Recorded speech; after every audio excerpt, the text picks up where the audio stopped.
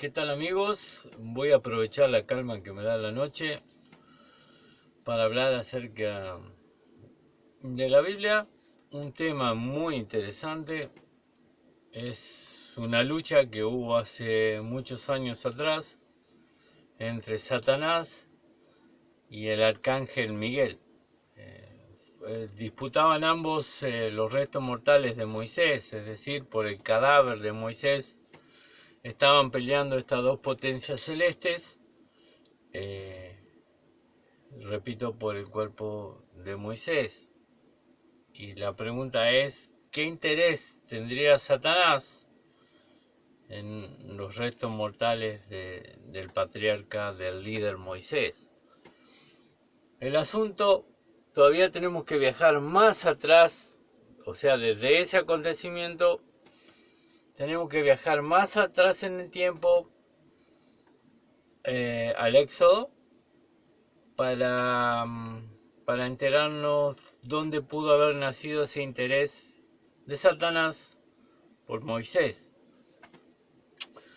Resulta que Moisés decide tomar para sí una mujer cusita, es decir, una mujer de otra tribu, cosa que estaba medio mal vista en el pueblo de Israel, tomar mujer de otra tribu, teniendo las 12 tribus de Israel para y de dónde elegir. Así que Miriam y Aarón murmuraron contra Moisés, diciendo: no solamente por Moisés ha hablado Dios, o con Moisés ha hablado Dios, es decir, que Dios también tenía un trato preferencial con Moisés, con Miriam y con Aarón. El Señor se entera de esta murmuración, llama a Miriam y a Aarón a su presencia, evidentemente hablaba con ellos, porque viene el reto. Les dice a ellos dos: ¿por qué no temieron hablar mal contra mi siervo Moisés? Y aquí el Señor siente una diferencia entre los tres. En visiones era como Dios se comunicaba, se manifestaba con una voz a ellos tres. Pero con Moisés hay una excepción. No así con mi siervo Moisés. Cara a cara hablaré con él, no por figuras, ni sueños, ni formas, como lo hacía con ellos mismos. Hablaré con él cara a cara y verá mi apariencia. Esa es la diferencia de Moisés entre Aarón y Miriam. Cara a cara hablaría con él y su trato sería diferente. Muy bien. ¿Qué es lo que pasa aquí? Durante toda la vida de Moisés no pasó eso. Dios se comunicó con Moisés de la misma forma que lo hacía con Miriam, de la misma forma que lo hacía con Aarón, en el lugar santo, en el tabernáculo que tenían de reunión en el desierto. Se comunicaba siempre de la misma forma, no había esa diferencia que el Señor había dicho: cara a cara hablaré con él y verá mi figura y hablará con él de esa forma, como de un amigo, tú a tú, face to face. Eso no pasó en todo ese tiempo. ¿Y por qué? Porque Josué también estaba en el templo y si Moisés hablaba cara a cara con Dios, también lo vería Josué, que también estaba ahí. Era una parte del mobiliario del templo, del tabernáculo, era Josué. Así que en todo ese tiempo nunca pasó lo que el Señor dijo acerca de Moisés. Pero el Señor dio un tiempo, un espacio, un lapso de tiempo, mientras haya entre ustedes profeta, mientras haya entre ustedes esto, lo otro,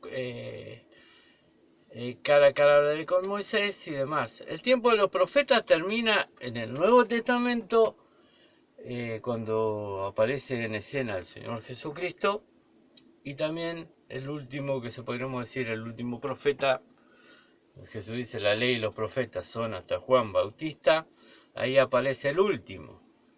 Así que a partir de ese momento se rompería la promesa de Dios, porque ya no existirían más profetas, más profetas en la tierra.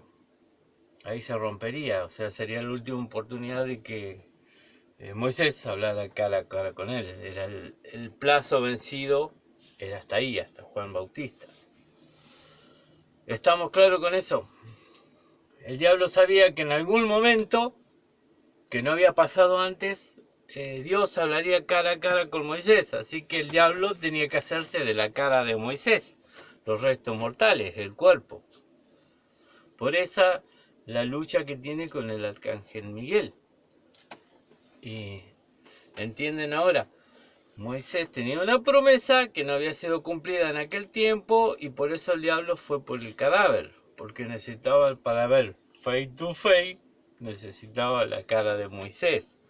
¿Entienden ahora? ¿Y cuándo pasó esto? El final del lazo de tiempo, o sea, tenía fecha de vencimiento esa promesa, por aquello dicho a Miriam y a Aarón, ya estaba venciendo. ¿Qué es lo que pasa allí? En el Monte Santo hay una transfiguración del Señor Jesucristo, y quienes aparecen junto con él en el Monte Santo: Moisés y Elías. ¿Y qué es lo que hacen en el Monte Santo con el Señor Jesucristo transfigurado? ¿Qué es lo que hacen? Conversan y hablan face to face. Antes el Señor no podía cumplir eso porque el Señor no tenía rostro. ¿Entienden? Hasta que se lo formó, se creó su imagen. ¿Entienden ahora por qué soy unicitario y por qué creo que el Señor Jesucristo es Dios encarnado? Eso, señores, explica el porqué, la necesidad de Satanás de hacerse con el cuerpo de Moisés por aquella vieja promesa.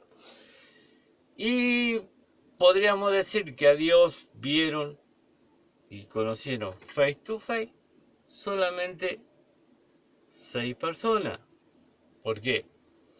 En ese monte estaba Elías, Moisés, 3 de sus discípulos y el Señor Jesucristo, que obvio, ya sabemos quién es. Aparte de eso, tiempo después, se aparece como un abortivo a Pablo, a Saulo de Tarso, que viene a ser Pablo, el otro discípulo o apóstol escogido por el Señor Jesucristo. Como un abortivo, decía siempre Pablo. Fueron los únicos 6 personas que pudieron ver a Jesucristo y este transfigurado. Desde ese momento hasta ahora nadie más lo ha hecho. Fueron las únicas personas que pudieron tener